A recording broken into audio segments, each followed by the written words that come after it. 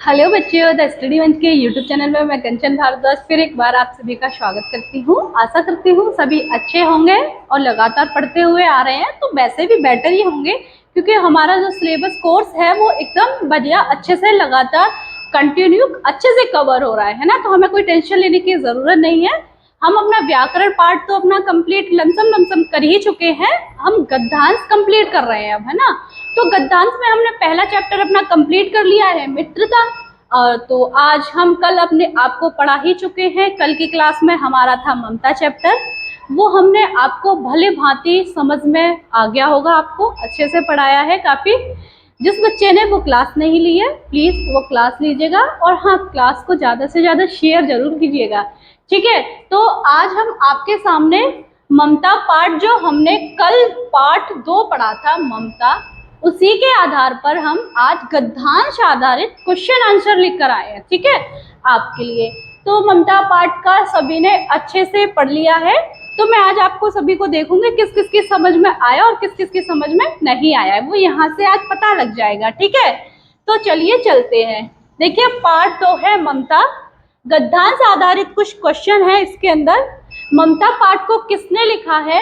अक्सर कभी कभी आपके क्वेश्चन पेपर में आ जाता है कि ममता पाठ के रचयिता कौन है, यानी कि राइटर कौन है, लेखक कौन है।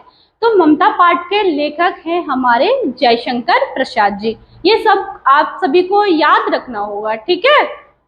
हाँ जी, याद रखना होगा। तो अब हम चलते हैं नेक्स्ट। जयशंकर प्रसाद जी को आप देख सकते हो, कुछ इस प्रकार के थे हमारे जयशंकर प्रसाद जी। तो पहला हमारा गद्यांश है, बहुत ही अच्छे से धीरे धीरे पढ़ते हुए चलना है, जल्दबाजी किसी को करनी नहीं है। आराम से एक एक बारीकियों को साफ करते हुए यहाँ से आपको चलना है, ठीक है। कॉपी पेंसिल निकाल लीजिएगा, अच्छे से एकदम ध्यान से पढ़ते हुए चलना है। तो पहला हमारा गद्यांश कहता है, देखिए मैंने आपको सभी को ममता की स्टोरी कल की क्लास में पढ़ा दी थी और आज भी मैं आपको साथ के साथ समझाती हुई जाऊंगी। यदि देखो बेटा, आपको ममता की स्टोरी पता नहीं होगा तो आप ये क्वेश्चन आंसर को नहीं निकाल पाओगे, गद्यांश आप बिल्कुल कर ही नहीं पाओगे। तो मैं कहती हूँ पहले आप एक बार, जैसे मैंने आपको क्लास में जैसे क्लास दी है, एक एक बारीकियों को समझाते हुए वैसे ही आपको क्लास लेनी है, ठीक है। यदि आपने पिछली क्लास ली होगी तो ये आपको करने में बहुत ही इजी लगेगा, है ना। तो इसीलिए कहती हूँ मैं कंटिन्यू आपको क्लास करते हुए जाना है, ठीक है। तो आज हम पढ़ते हैं, रोहतास दुर्ग के प्रकोष्ठ में बैठी हुई युवती ममता शोर के तीज गंभीर प्रभाव को देख रही है। एक ममता नामक युवती है। मैंने आपको सबको बता दिया था कि प्रकोष्ठ क्या होता है, शोन क्या होता है, मैंने पिछली क्लास में सबको बताया है, ठीक है। फिर भी देख लेते हैं। रोहतास दुर्ग का मतलब यहाँ पर हुआ किला, प्रकोष्ठ का मतलब हुआ यहाँ पे कमरा, कमरा ये बेटा कह सकते हैं कक्ष, कह सकते हैं कक्ष, ठीक है। मैं बैठे हुई युवती ममता, एक रोहतास दुर्ग यानी कि एक किला है, उसके कमरे में एक युवती बैठी है जिसका नाम है ममता, ठीक है। शोन के तीक्ष्ण प्रभाव को देख रही है। अब शोन का मतलब यहाँ हुआ शोन नदी से, किससे हुआ बेटा? शोन, शोन नदी से, ठीक है। शोन के तीक्ष्ण प्रभाव, प्रभाव का मतलब यहाँ हुआ बहाव, बहाव, बहाव को देख रही है, ठीक है। ममता विधवा थी। ममता कौन थी? ममता विधवा थी। उसका यौवन, बेटा अब यहाँ से शुरू होता है हमारा गद्यांश। अब यहाँ से हमारा शुरू होता है गद्यांश। जो गद्य अंश कराया है ना, जो ये अंश है, हमको इसी के क्वेश्चन आंसर पूछे गए होंगे एग्जाम में, इसी को पढ़ के हमको निकालना होगा। मैंने आपको पहले ही बता दिया है कि इसको पढ़ना होगा, सेम वैसा ही नहीं उतारना है हमको। इसके भावों में, इसके शब्दों में हमें खुद परिवर्तन करके लिखना होता है, ठीक है। ये मैं आपको सबको बता चुकी हूँ पहले ही। तो उसका यौवन शोन के समान ही उमड़ रहा था, यानी कि जो उसका यौवन, यौवन का मतलब यहाँ होता है बच्चा, यौवन का मतलब होगा जवानी, जवानी। उसका यौवन सोन के समान ही उमड़ रहा था, अर्थात जो ममता थी भरपूर युवा अवस्था में थी, ठीक है। मन में वेदना, यानी कि मन में विरह की वेदना, मस्तक में आंधी, यानी मस्तक यानी कि दिमाग में विचारों का आदान प्रदान चल रहा था, विचारों की आंधी चल रही थी। आंखों में पानी की बरसात लिए, आंखों में पानी की बरसात का अर्थात आंखों में आंसू चल रहे थे, आंखों में पानी की बरसात लिए वह सुख के कंटक शयन में यानी विकल थी, यानी कि सुख भी उसको कांटों के समान प्रतीत हो रहा था। क्यों हो रहा था बेटा? क्योंकि ममता विधवा थी, इसलिए उसे ये सब महसूस हो रहा था। वह रोहतास दुर्गपति के मंत्री चूड़ामणि की अकेली दुहिता थी। दुहिता का मतलब यहाँ होता है, दुहिता का मतलब होता है पुत्री, पुत्री।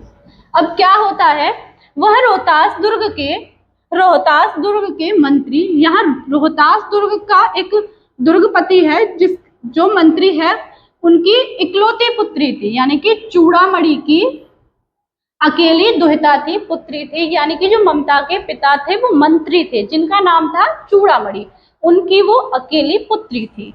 फिर उसके लिए कुछ अभाव होना असंभव था। जब एक मंत्री की बेटी होगी बेटा, तो उसके लिए कोई भी अभाव होना असंभव होगा, ठीक है, यानी कि कोई भी असुविधा, कोई भी अभाव होना असंभव था। परंतु वह विधवा थी, लेकिन उसके लिए एक सबसे बड़ा अभाव था कि वो विधवा थी, उसके पति नहीं थे।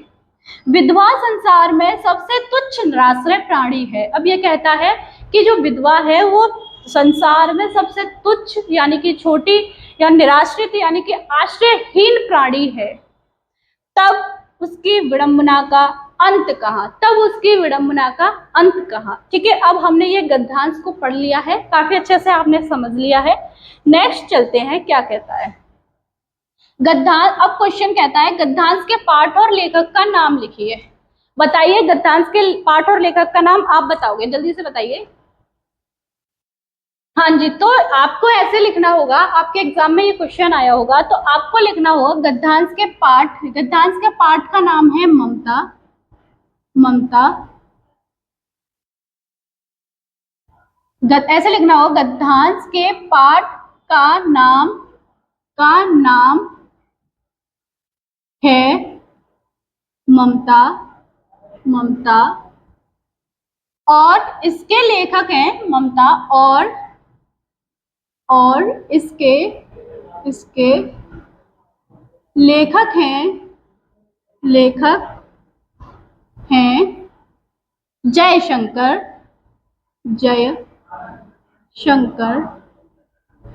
प्रसाद जी। ठीक है, अब बेटा ये आंसर आपको कैसे निकलेगा?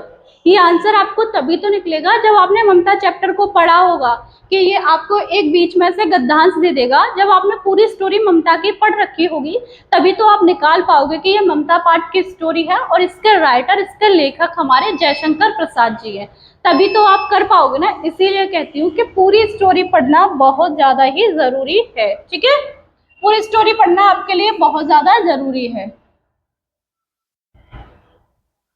अब देखिए बेटा, एक क्वेश्चन इसमें इस प्रकार से भी पूछ लेता है, एक पूछेगा उपर्युक्त गद्यांश का संदर्भ लिखिए, कहेगा उपर्युक्त गद्यांश का संदर्भ लिखिए। तो आपको लिखना पड़ेगा बेटा प्रस्तुत गद्यांश हमारी पाठ्य पुस्तक के गद्य खंड ममता नामक पाठ से लिया गया है, या आप लिख सकते हो उद्धृत है। इसके लेखक जयशंकर प्रसाद जी हैं, इसके लेखक जयशंकर प्रसाद जी हैं। ठीक है, 2 क्वेश्चन आपके कंप्लीट हुए, समझ आया सबको? ठीक है ना। अब देखते हैं क्वेश्चन 3 क्या कहता है, रेखांकित अंश की व्याख्या कीजिए। अब आपके ऐसे क्वेश्चन दे देगा, अभी हम पीछे पढ़ के आए हैं, मैंने रेखांकित अंश की आपको सारी व्याख्या कराई है, एक बार आप देख लीजिएगा कि इसको लिखने का नियम यानी कि रूल कैसा होता है, इसको लिखा कैसे जाता है ना। तो देखिए उत्तर कहता है रेखांकित अंश की व्याख्या, ऐसे आपको एग्जाम में लिखना होगा, ब्लैक पेन से आपको ये हाईलाइट करना होगा। ठीक है, रेखांकित अंश की व्याख्या। अब व्याख्या कैसे करनी है बेटा, जिस प्रकार सोन नदी उफन कर बह रही है, इस प्रकार ममता का यौवन भी पूरी तरह उफान पर है। अभी समझाया था, वह रोहतास दुर्गपति के मंत्री चूड़ामणि की इकलौती पुत्री है। ठीक है, वह हर प्रकार के भौतिक सुख से संपन्न है, वो हर प्रकार के भौतिक सुखों से संपन्न है। ठीक है, यानी कि उसके लिए कोई भी ऐसा कष्ट नहीं है कि वो ऐसे कष्ट में हो कि मंत्री की बेटी है, भाई मंत्री की बेटी के लिए कोई भी अभाव होना असंभव है ना। फिर भी हिंदू विधवा जीवन के कठोर अभिशाप से उसका मन तरह तरह के विचारों और भावनाओं की आंधी से भरा हुआ है। वो हर प्रकार से भौतिक सुखों से तो बेटा संपन्न है, लेकिन उसके साथ एक बहुत ही, भगवान ने कह सकते हैं एक खेल रचाया बहुत ही दुख भरा के, वह विधवा है। ठीक है, तो उसके लिए वो सारे जो भी सुख है उसके, वो सारे सुख उसको एक कांटों के समान प्रतीत हो रहे हैं, है ना। उसकी आंखों में दुख के आंसू बह रहे हैं, जो उसकी आंखें हैं उसमें दुखों के आंसू हैं। कांटों की सैया पर सोने वाला व्यक्ति जिस प्रकार हर पल बेचैन रहता है, इस प्रकार के भौतिक सुखों के रहते हुए भी ममता का जीवन कष्टदायक सिद्ध हो रहा था। इस प्रकार से आपको गद्यांश में से पढ़ के अपने भाव, अपनी भाषा, अपने ही शब्दों में उसको पिरोना होगा बेटा। ठीक है, ऐसा नहीं है कि आप उसको पीछे से देख के बिल्कुल ऐसा का ऐसा ही उतार दो, तो वो आपका नहीं चलेगा। ठीक है, अब नेक्स्ट क्वेश्चन कहता है हमारा, रोहतास दुर्ग का कहाँ स्थित है। अब ये कह रहा है रोहतास दुर्ग है वो कहाँ स्थित है। तो बेटा रोहतास दुर्ग सोन नदी के तट पर स्थित है। कहाँ स्थित है? रोहतास दुर्ग हमारा सोन नदी के तट पर स्थित है। अब ये कहता है ममता कौन थी? ममता कौन थी? क्वेश्चन है नेक्स्ट, ममता कौन थी? तो उत्तर कहता है हमारा, ममता रोहतास दुर्गपति के मंत्री चूड़ामणि की इकलौती पुत्री थी। वह युवा और विधवा थी। वह कौन थी? युवा अवस्था में थी और वह विधवा थी। ठीक है, उसके मन मस्तिष्क में विरह वेदना के कारण उथल पुथल मची थी, जिसके कारण उसकी आंखों में दुख के आंसू थे। ठीक है, ममता कौन थी? आपके पेपर में क्वेश्चन आ गया, मान लीजिए आप कैसे लिखोगे। ठीक है, समझ आया ना कैसे लिखना है? Very good. अब क्वेश्चन आता है नंबर, उपर्युक्त गद्यांश में हिंदू विधवा की क्या स्थिति है। जो ये गद्यांश दिया गया है, जो अभी हमने पीछे पढ़ा है, उसमें हिंदू विधवा की स्थिति को कैसे दर्शाया गया है। तो उत्तर कहता है हमारा बेटा, समाज में हिंदू विधवा की स्थिति अत्यंत दयनीय होती है। उसे समाज के सबसे तुच्छ और बेसहारा प्राणी माना जाता है। ठीक है, तो देख लीजिएगा आप यहाँ ममता कितना संघर्ष कर रही है। अब आता है नंबर 2 गद्यांश। गद्यांश हमारा 2 कहता है, हे भगवान, ममता कह रही है यहाँ, हे भगवान, तब के लिए, विपद के लिए इतना आयोजन, परमपिता की इच्छा के विरुद्ध इतना साहस। पिताजी, क्या भीख न मिलेगी? क्या कोई हिंदू भूपृष्ठ पर बचा न रह जाएगा जो ब्राह्मण को 2 मुट्ठी अन्न ना दे सके। अब यहाँ से हमको इसका अर्थ करना है, और कहाँ तक करना है बेटा? यहाँ तक। ठीक है, जो लाइन दे रखी है हमें वहीं तक उसका करना होगा। ठीक है, तो ममता कहती है, हे भगवान, तब के लिए, हे पिताजी आप ये क्या कर रहे हो? तब के लिए ये हमारे लिए धन जोड़ कर रख रहे हो। हे भगवान, ये इतना इतना विपद के लिए क्या भूपृष्ठ पर कोई भी हिंदू जिंदा नहीं रह जाएगा कि हम गरीब को 1 मुट्ठी अनाज दे सके? नहीं पिताजी, ये अनर्थ है, इस धन को लौटा दीजिए, अर्थात ये धन नहीं अनर्थ है, यह असंभव है, फेर दीजिए, यानी कि पिताजी लौटा दीजिए। पिताजी मैं कांप रही हूँ, पिताजी इसकी जो चमक है इससे मैं कांप रही हूँ, जो ये धन लिया है आपने इसको लौटा दीजिए, इसकी चमक मेरी आंखों को अंधा बना रही है। पिताजी ये जो धन है इसको फेंक दीजिए, लौटा दीजिए, मुझे ऐसा कोई भी धन नहीं चाहिए, इसकी चमक मेरी आंखों को अंधा बना रही है। ठीक है, ये हमने पढ़ा गद्यांश। अब नेक्स्ट देखते हैं, प्रश्न पहला क्या कहता है। प्रश्न पहला कहता है, उपर्युक्त गद्यांश का संदर्भ लिखिए।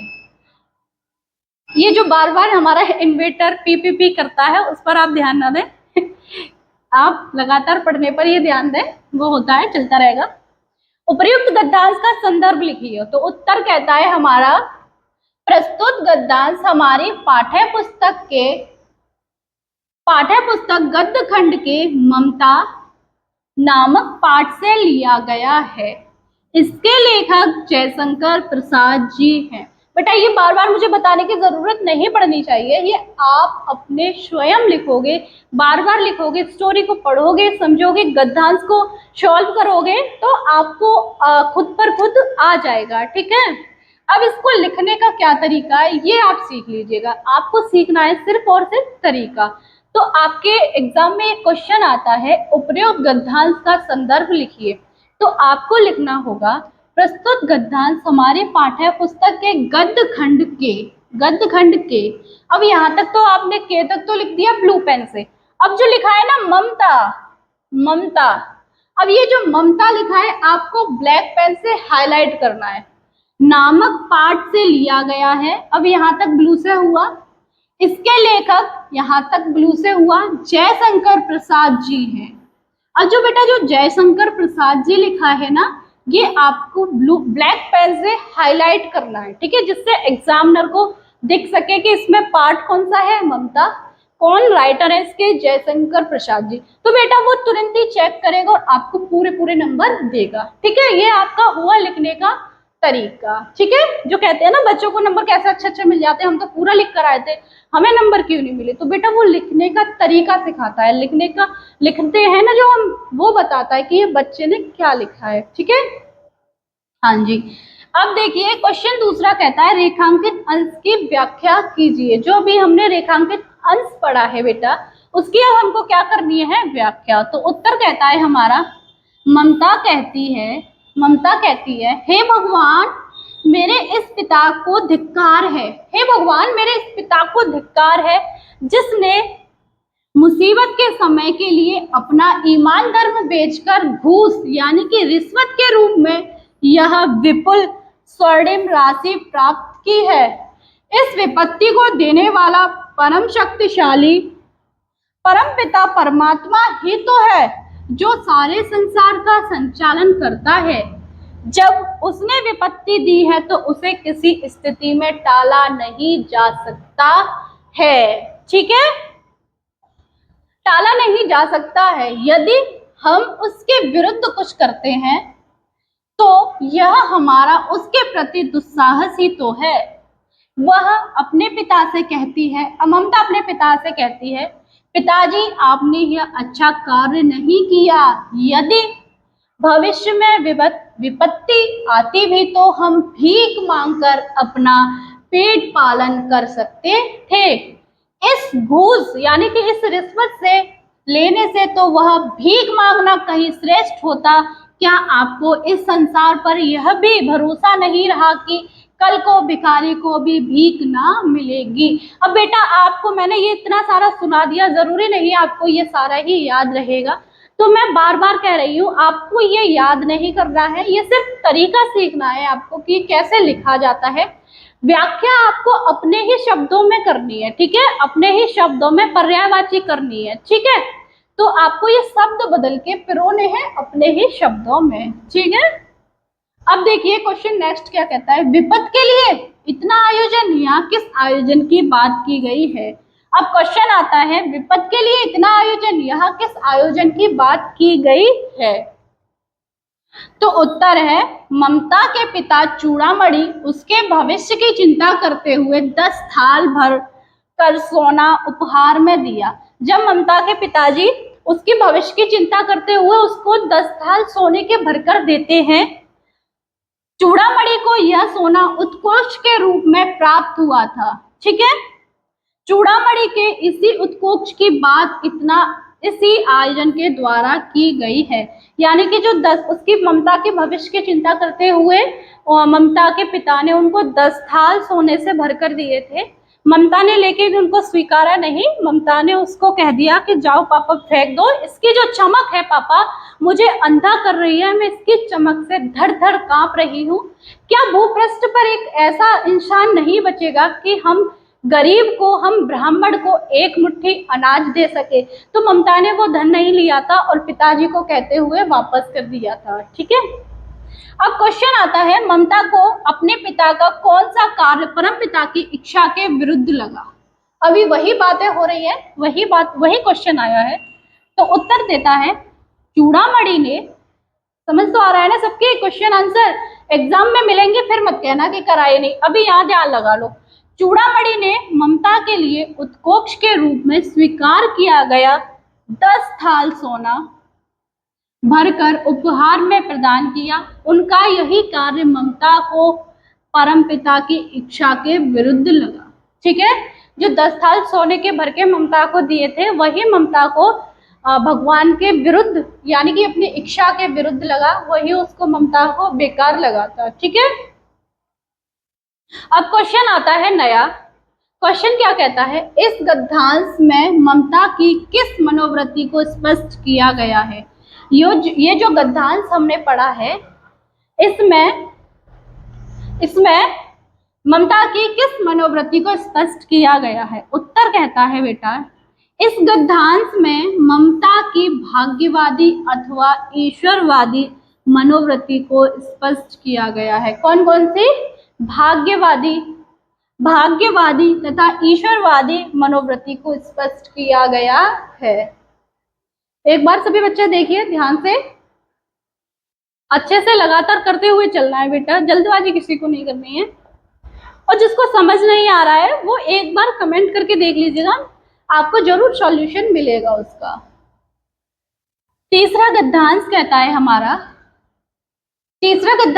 है हमारा अश्वारोही पास आया, ममता ने रुक रुक कर कहा मैं। अब बेटा यहां से करना है, अब जो अश्वारोही है वो ममता के पास आता है। ठीक है, तो अब यहाँ से हमें जहां से हमारी रेखा खिंची हुई है वहीं से हमें इसका अर्थ करना है। मैं नहीं जानती कि वह शहंशाह था या साधारण मुगल। अब ममता कह रही है, अश्वारोही जो उनके पास खड़ा हुआ है उनसे कह रही है कि जो मेरे महल में, जो मेरी झोपड़ी में रुका था, तो मैं नहीं जानती कि वो बेटा शहंशाह था या मुगल था, मैं नहीं जानती, या साधारण मुगल। पर एक दिन इसी झोपड़ी के नीचे वह रहा था, लेकिन एक दिन था वो इसी झोपड़ी के नीचे रुका था, यानी कि इसी झोपड़ी में रुका था। मैंने सुना था कि वो मेरा घर बनवाने की आज्ञा दे चुका है। अब ममता ने सुन लिया था कि वो मेरा घर बनवाने की आज्ञा दे चुका है। मैं आजीवन इसी अपनी झोपड़ी के खोदे जाने के डर से भयभीत रही। ममता को आजीवन यही डर सताता रहा कि कहीं ऐसा ना हो कि ये मेरी झोपड़ी को उखाड़ दे, फेंक दे और यहाँ कोई मंदिर या महल बना दे। ठीक है, तो यही डर उसको आजीवन सताता रहा, भयभीत रही। भगवान ने सुन लिया, आज भगवान ने सुन लिया, मैं आज इसे छोड़े जाती हूँ। आज मैं, अर्थात ममता भी यहाँ बूढ़ी हो चुकी है, अब कह रही है कि मैं आज इसको यहाँ छोड़े जाती हूँ। अब तुम इसका मकान बनाओ, अब या तो तुम इसका मकान बनाओ या महल बनाओ, मुझे उससे कोई भी फर्क नहीं पड़ता है। एक मिनट बेटा, मुझे उससे कोई भी फर्क नहीं पड़ता है। ये डिस्टर्ब हो जाता है, अभी नया नया बोर्ड है तो उतना नहीं आता है, तो उसके लिए सॉरी। आज इसे छोड़े जाती हूँ, अब तुम इसका मकान बनाओ या महल बनाओ, मैं अपने चिर विश्राम गृह में जाती हूँ। अर्थात ममता जो थी 70 साल की बुढ़िया हो चुकी है, अब वो कहती है कि मुझे आजीवन यही डर सताता रहा। वो कह के गया था कि मैं इस जगह एक महल बनवाऊंगा, तो मुझे अपनी झोपड़ी को खोदे जाने के डर से मैं आजीवन भयभीत रही, लेकिन आज मैं इस चिंता से मुक्त होती हूँ, मैं इसे छोड़े जाती हूँ। अर्थात जो ममता थी हमारी वो 70 साल की हो चुकी है। अब आप इसमें महल बनवाओ या कुछ भी बनवाओ, अब मुझे इससे कोई भी लेना देना नहीं है। अब मैं अपने चिर विश्राम गृह में जाती हूँ। अब देखिए बेटा, ये आपने काफी अच्छे से समझा। अब इसका क्वेश्चन क्या कहता है वो देख लेते हैं। प्रश्न कहता है उपर्युक्त गद्यांश का संदर्भ लिखिए। अब मैं बार बार आपको नहीं बताऊंगी, आपको खुद ही लिखना है। ठीक है, ये है इसका उत्तर। अब दूसरा क्वेश्चन कहता है रेखांकित अंश की व्याख्या कीजिए। मैंने अभी सारे अंश की व्याख्या कर दी है, आपको समझा दिया है, लेकिन फिर भी एक बार बता देती हूँ। उत्तर कहता है रेखांकित अंश की व्याख्या। आपको ऐसे लिखना है, यहाँ पे ब्लैक पेन से ऐसे ब्लैक पेन से लाइन कर देनी है। ठीक है, रेखांकित अंश की व्याख्या। अब देखो, मरणाश्रम ममता अश्वारोही को बताती है कि उस व्यक्ति के जाते समय मैंने सुना था कि वह अपने किसी आदमी को मेरा घर बनवाने की आज्ञा दे चुका है। आजीवन उस दिन में आज तक मुझे यही भय सताता रहा, पता नहीं कब कोई आकर मेरी इस झोपड़ी को गिराकर और इस स्थान को खुदवाकर मकान बनवा दे। मैं नहीं चाहती थी कि कोई इसे गिराकर इसके स्थान पर मकान बनवा दे। यही मेरे भयभीत होने का कारण था। शायद भगवान ने मेरी प्रार्थना सुन ली, इसीलिए आज तक यहाँ कोई मकान बनवाने नहीं आया। अब मेरा समय पूरा हो गया है, मैं इसे छोड़े जाती हूँ, परम धाम को जा रही हूँ। ठीक है, समझ आया। ममता को आजीवन यही डर सताता रहा। उसने सुन लिया था जब अश्वारोही जा रहा था कि इस जगह ममता जहाँ मैंने विश्राम पाया है, इस जगह स्थान यानी कि महल बनवा दिया जाए। तो ममता को आजीवन यही डर सताता रहा, कहीं मेरी झोपड़ी को तोड़कर कहीं वो यहाँ महल ना बनवा दे। तो आज ममता कहती है, मैं इस बात से बेफिक्र होती हूँ, भगवान ने मेरी सुन ली कि आज मैं जा रही हूँ। अब स्थान पर आप महल बनवाओ या कुछ भी बनवाओ, मुझे कोई भी फर्क नहीं पड़ता है। ठीक है, अब देखिए क्वेश्चन क्या कहता है। अश्वारोही किसके लिए ममता की झोपड़ी ढूंढता हुआ आया था? बताइए, जो अश्वारोही था वो किस लिए ममता की झोपड़ी ढूंढता हुआ आया था? बताइए, सोचिए। लिख तो पीछे सभी को दिख रहा है, लेकिन आप अपने दिमाग से सोचकर एक बार जोर लगा कर देखिए। देखिए उत्तर, अश्वारोही ममता की झोपड़ी को ढूंढता हुआ इसलिए आया था क्योंकि उसकी झोपड़ी के स्थान पर मकान बनवाने का आदेश मिला था। इसीलिए तो ममता आजीवन परेशान रही थी कि उसको उसकी झोपड़ी ना टूट जाए, इसलिए उसी को डर सताता रहा था ना ममता को। क्वेश्चन कहता है, वह आजीवन क्यों भयभीत रही? ममता आजीवन क्यों भयभीत रही? अरे भाई, ममता आजीवन अपनी झोपड़ी टूटने के भय से ही तो भयभीत रही। ममता आजीवन अपनी झोपड़ी खोदे जाने के डर से भयभीत रही क्योंकि उसमें एक दिन के लिए विश्राम करने वाले किसी मुगल ने उसके स्थान पर घर बनवाने का आदेश दिया था, इसलिए ममता आजीवन भयभीत रही। तो आज के लिए हमारा चैप्टर खत्म होता है, गद्यांश आधारित क्वेश्चन और आंसर। आज हमने सभी कंप्लीट कर लिए हैं। ये बेटा जो भी मैंने कराए हैं वो 2024 में जो पहला ही कराया था वो आपका आया हुआ था, इसलिए कहती हूँ अच्छे से पढ़िए, लगातार पढ़ते हुए चलिए, कल के लिए मत छोड़िए कि कल कर लेंगे। तो सुना होगा, कल करे सो आज कर, आज करे सो अब। तो प्लीज आप भी सुन लीजिएगा और हमारी वीडियो को जल्दी से जल्दी शेयर कर दीजिएगा, और आप अपने फ्रेंडों के ग्रुप में भी शेयर कीजिए और लाइक करना मत भूलिएगा। और हाँ, आपको अगर समझ नहीं आता है तो कमेंट बॉक्स में आप कमेंट करके पूछ सकते हो, आपको जरूर जवाब मिलेगा। तब फिर मिलते हैं किसी अन्य वीडियो में, तब तक के लिए नमस्कार।